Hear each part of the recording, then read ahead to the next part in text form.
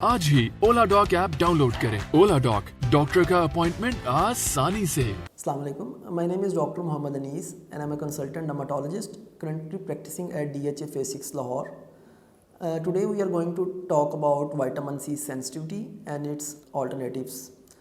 तो हम basically topical serums के बारे में बात करेंगे, ख़ास तौर पे विटामिन सी सीरम की जो सेंसिटिविटी है उसके बारे में।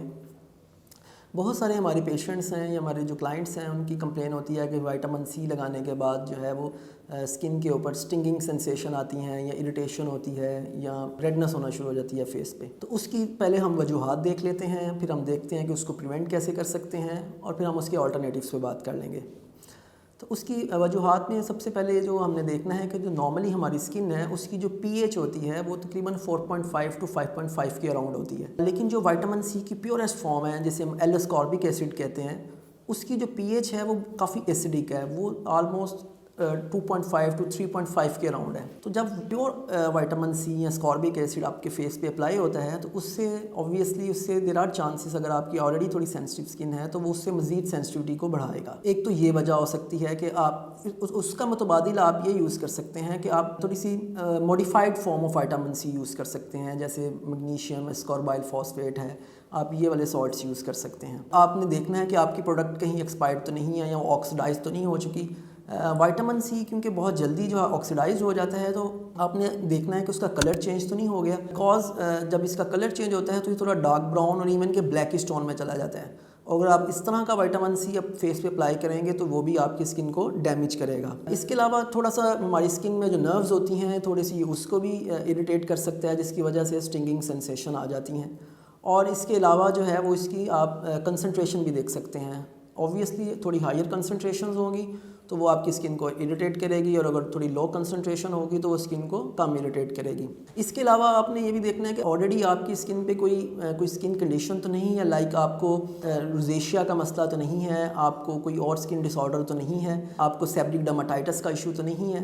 तो अगर आपको ऑलरेडी कोई स्किन कंडीशन है तो फिर आप अपने डर्माटोलॉजिस्ट से कंसल्ट करके ही कोई भी स्किन केयर प्रोडक्ट यूज़ कर सकते हैं। अगर हमने विटामिन सी यूज़ करना है तो हम इसकी सेंसिटिविटी को प्रिवेंट कैसे कर सकते हैं, तो सबसे इंपॉर्टेंट ये है कि हम उसको ऑल्टरनेट डे पे यूज़ कर सकते हैं, हम उसकी लोअर कंसंट्रेशन यूज़ कर सकते हैं, या हम ये कर सकते हैं कि विटामिन सी लगाने से पहले फेस को मॉइस्चराइज़ करें और उसके बाद मामूली सी अमाउंट में हम विटामिन सी यूज़ कर सकते हैं, और उसके बाद हम उसके ऊपर सन ब्लॉक अप्लाई कर सकते हैं। लेकिन अगर स्टिल आपको विटामिन सी सूट नहीं कर रहा टॉपिकल, तो हम उसके ऑल्टरनेटिव्स पे चले जाते हैं। अच्छा, तो विटामिन सी ऑल्टरनेटिव्स में जो टॉप ऑफ द लाइन है वो है नायासिनामाइड। नायासिनामाइड को हम विटामिन B3 भी बोलते हैं। इसकी बहुत अच्छी एंटीऑक्सीडेंट प्रॉपर्टीज़ हैं और ख़ास तौर पे ये एक्नी प्रोन स्किन में बहुत इफ़ेक्टिव है।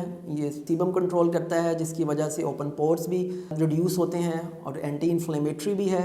इसके अलावा ये मेलानोजेनेसिस को भी इनहिबिट करता है, और इसकी वजह से जो पिगमेंटेशन है स्किन की वो भी कम होती है। और इम्पॉर्टेंटली इसकी जो पीएच है वो भी काफ़ी इन पीएच के उसको मैच करती है, आलमोस्ट जो है वो 4 टू 5 के अराउंड है, जिसकी वजह से ये काफ़ी एक सेफ़ ऑप्शन है। और हमारे पास जो सीरम्स आ रहे हैं उसमें अमूमन नायासिनामाइड विद जिंक आ रहे हैं, जो इन दोनों का कम्बिनेशन स्किन के लिए एक्सीलेंट है। Another alternative is alpha arbutin. Alpha arbutin is basically a very good skin lightening agent, और इसके कोई साइड इफ़ेक्ट्स नहीं है। इसकी अच्छी बात यह है कि, और ये डेरिवेटिव है हाइड्रोकिनोन का। हाइड्रोकिनोन बहुत सारी स्किन लाइटनिंग क्रीम्स में यूज़ होता है, लेकिन ये स्किन को इरिटेट कर सकता है, और इवन के बहुत सारी कंट्रीज़ में इसको बैन भी कर दिया गया है due to its carcinogenic potential. So it's a natural derivative, और ये मेलानिन की प्रोडक्शन को रोकता है और इससे स्किन लाइटन अप होती है। और इवन कुछ स्टडीज़ के मुताबिक इसकी एंटीऑक्सीडेंट प्रॉपर्टीज़ भी है, और ये एंटी एजिंग इफेक्ट भी है जो फाइन लाइंस और रिंकल की रिडक्शन करता है। और अमूमन ये 2% प्रिपरेशन में आता है, और it's a very good alternative. Another very good alternative is peptides. These are copper peptides और Matrixyl 3000। Peptides consist of constituent amino acids. जैसा कि हमें पता है कि हमारे जो स्किन में कोलाजिन है उसमें कॉन्स्टिट्यूएंट अमाइनो एसिड्स होते हैं, तो ये बेसिकली कोलाजिन और इलास्टिन की प्रोडक्शन को इन्हांस करता है, जिससे जो है वो रिंकल रिडक्शन में हेल्प होती है, और एंटी एजिंग प्रॉपर्टीज़ हैं बेसिकली। इसके अलावा ये बहुत स्ट्रॉन्ग एंटीऑक्सीडेंट है, और ये मेलानिन की प्रोडक्शन को भी इनहिबिट करता है, और इसकी एंटी इन्फ्लेमेटरी इफेक्ट्स भी हैं। तो copper peptides are very good alternative to vitamin C as well. Another very underrated product is resveratrol.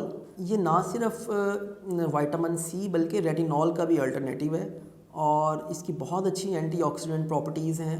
हमारे यहाँ मार्केट में इतना अवेलेबल नहीं है, लेकिन कुछ इंटरनेशनल ब्रांड्स हैं जिसके अंदर रेस्वेराट्रोल यूज़ होता है और ख़ास तौर पे एक्ज़मा प्रोन स्किन या ड्राई स्किन या टाइप्स में ये बहुत अच्छा अल्टरनेटिव है resveratrol. Last but not the least is azelaic acid. Azelaic acid की एंटी इन्फ्लेमेटरी प्रॉपर्टीज़ हैं और एंटी माइक्रोबियल प्रॉपर्टीज़ हैं और ये स्किन लाइटनिंग में भी अपना रोल प्ले करते हैं। तो if you have a very sensitive skin तो you can also use azelaic acid as well. अगर आपको ये वीडियो इन्फॉर्मेटिव लगी है तो आप ओलाडॉग के थ्रू मेरी अपॉइंटमेंट बुक करवा सकते हैं।